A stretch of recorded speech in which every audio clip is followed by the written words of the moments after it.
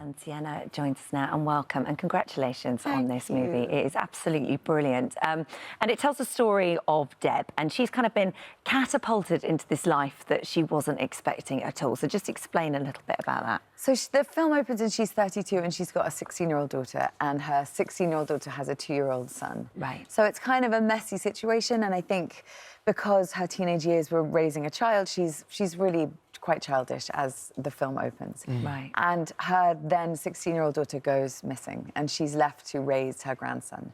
So it's kind of an odyssey. It's a story about a woman really growing up. It's less a thriller. It's not really about finding out what happened, but more about what happens to the people left behind. So it was a really interesting character study, I think, of a woman. But it's a sort of story of empowerment as well, isn't it? It feels really empowering, and I think that these women are very rarely looked at and seen and represented in films, and it's a fascinating life. It's also funny. She's kind of very brave and resilient. This told over 11 years as well, and centres on this.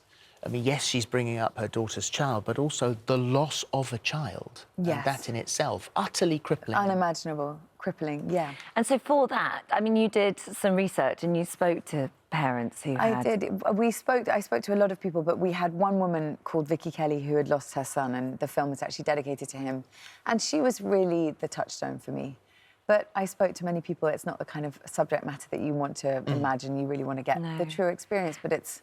As a mother, it's an agonising thing for any parent. You've got Marlo, haven't you? Yeah, so, I do. I have a 7-year-old. And that's the I know. unimaginable. Unimaginable for all of us, but I got to go home to my daughter every night, which made it all the more poignant. It's just awful. And so, but obviously, you know, as an actress, you sort of, to a certain extent, you kind of have to let your mind go there. You do, to do it justice. And it's funny, it's my worst nightmare. It's all of our worst nightmare. But something about looking at that and sitting in that space was interesting, because I'm so terrified of that happening.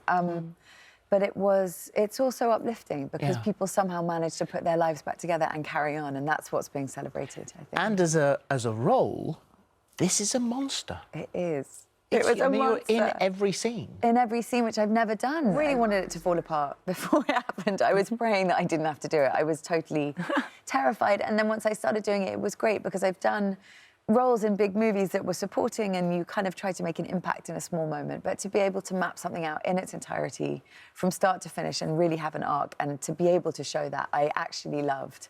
I was exhausted, but I loved it. So now it's done and it's there. You must be incredibly proud of it. I am. I'm really proud of it, because I know I couldn't have done any more, which is a good feeling. That's all you can do. One of the other great relationships is Kath, her sister, who's lives very close across the road, and that's Christina Hendricks. And you had to build up a real connection with we Christina. did. Yes, she's an amazing actress. So how do you, when you were introduced? I mean, because wasn't it suggested that you at one stage did each other's makeup?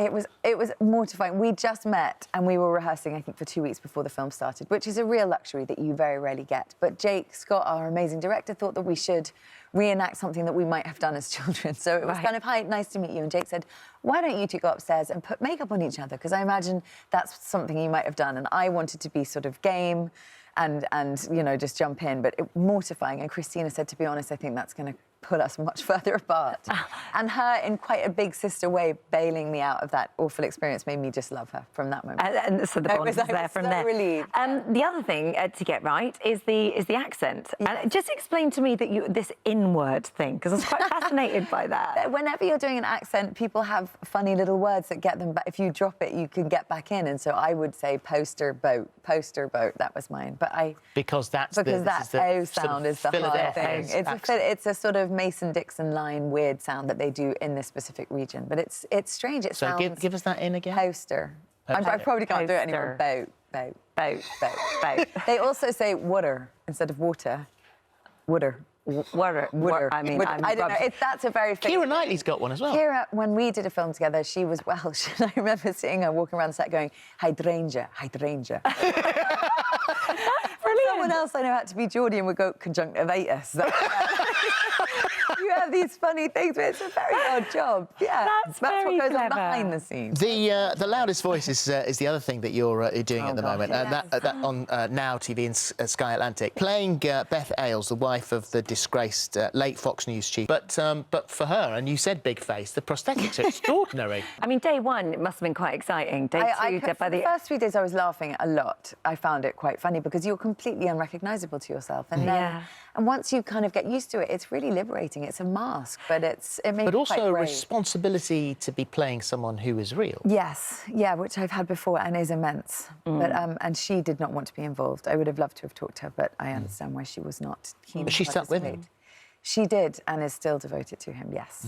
Yeah, amazing. Well, that's The Loudest Voice, which is on Now TV and Sky Atlantic. But the movie we're talking about, American Woman, is out tomorrow, and you are amazing in it. Thank you so much. Congratulations. Thank you very much. Lovely to see you. And Thank you. you. Thank you.